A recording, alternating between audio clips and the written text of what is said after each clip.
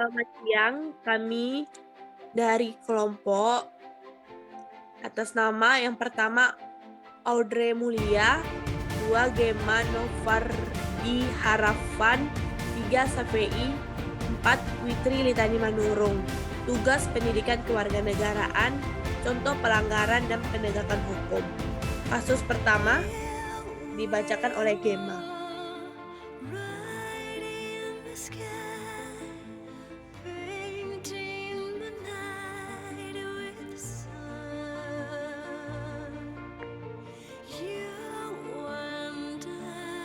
Baiklah, saya akan membacakan kasus narkoba.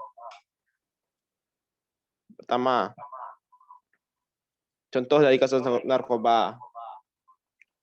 Mantan Resert Narkoba Polres Pekanbaru, Kapolda Yuris Caniago ditetapkan sebagai tersangka kasus penyalahgunaan narkoba. Perwira menengah yang bertugas di SPKT Polda Riau. Ini barusan dengan hukuman setelah videonya menghisap sabu viral di sosial media.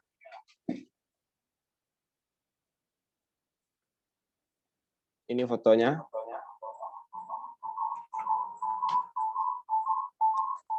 Kemudian penegakan hukum. Undang-undang terkait. Pasal 1 angka 1 Undang-Undang Nomor 35 Tahun 2000 adalah zat atau obat yang berasal dari tanaman atau bahan bukan tanaman, baik sintesis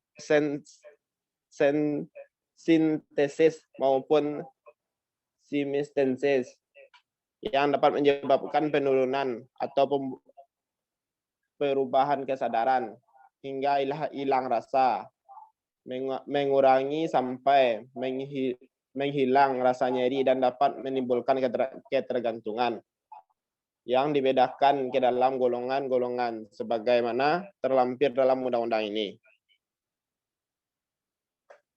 Kemudian pasal 127 ayat 3 Undang-Undang Narkoba menyebutkan setiap orang penyalahguna narkoba golongan 1, ganja, sabu, kokain, opium, dan heroin, bagi diri sendiri dipidana dengan penjara paling lama 4 tahun. Kemudian Undang-Undang Nomor 22 Tahun 1997 tentang Undang-Undang Narkoba mengatur upaya pemberantasan terhadap tindak pidana narkotika melalui ancaman pidana denda, pidana penjara, pidana seumur hidup, dan pidana mati. Oke, kasus selanjutnya. Dipersilakan kepada Witri Litani Manurung. Oke, baik. Kasus kedua, kasus pembunuhan. Berdasarkan unsur kesalahan tindak pidana, pembunuhan dibedakan menjadi 2 macam, yaitu kejahatan terhadap nyawa yang dilakukan dengan sengaja atau dolus mitwerfen. Kejahatan ini diatur dalam buku kedua bab 19 KUHP pasal 338 sampai dengan pasal 350. Yang kedua, kejahatan terhadap nyawa yang dilakukan dengan tidak sengaja atau culpos mitwerfen. Tindak pidana ini diatur dalam 1 KUHP pasal 359. Berdasarkan objek atau korban atau kepentingan hukum yang dilindungi, kejahatan terhadap nyawa dibedakan menjadi 3 macam, yaitu kejahatan terhadap nyawa manusia pada umumnya diatur pada pasal 338, 339, 340, 344, dan 345 KUHP. Kejahatan terhadap nyawa bayi pada saat dilahirkan atau sesaat atau tidak lama setelah dilahirkan. Perbuatan ini diatur dalam pasal 341, 342 dan 343 KUHP. Kejahatan terhadap nyawa bayi yang masih ada dalam kandungan atau masih berupa janin dimuat dalam pasal 346, 347, 348, dan 349 KUHP.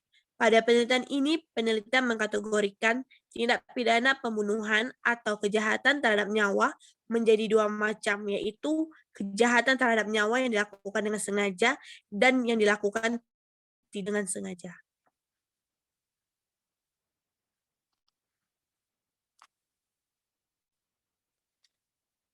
Ya, baik, kesimpulan akan dilanjutkan oleh Bang CPI, dipersilakan.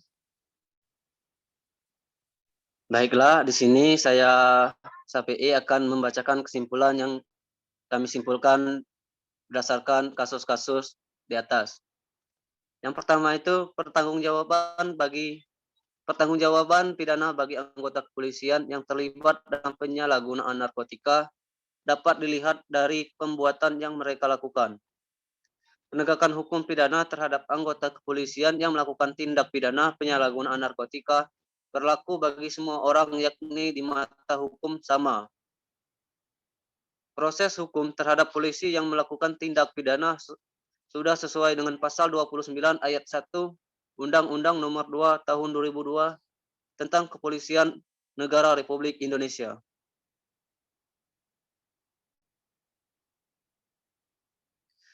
Dan yang kedua yaitu oknum polisi yang disangkakan menggunakan narkotika dan diproses penyidikan tetap harus dipandang tidak bersalah sampai terbukti melalui putusan pengadilan yang telah berkekuatan hukum tetap.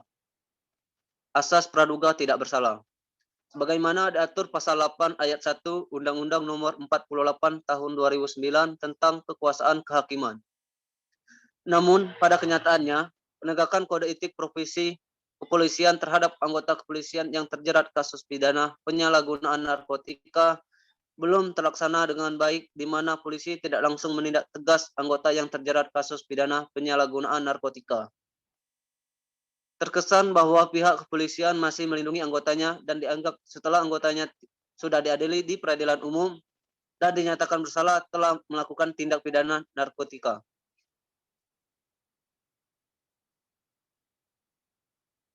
Jadi berdasarkan kesimpulan di atas dapat kami merekomendasikan saran-saran sebagai berikut.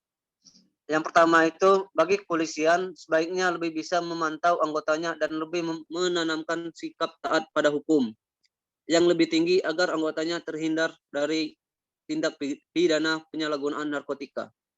Seperti halnya tes urin. Dan yang saran kedua yaitu bagi aparat yang berwenang mengadili dalam pelanggaran kode etik yang dilakukan oleh anggota polisi harus lebih tegas dalam menindak polisi yang terjerat kasus narkotika. Dengan sesegera mungkin melakukan proses penegakan kode etik yang terbukti melakukan tindak pidana haruslah diperberat. Sekian dari kelompok kami. Kami ucapkan terima kasih dan lebih dan kurang kami ucapkan mohon maaf. Saya akhiri wabillahi taufik wal hidayah. Wassalamualaikum warahmatullahi wabarakatuh.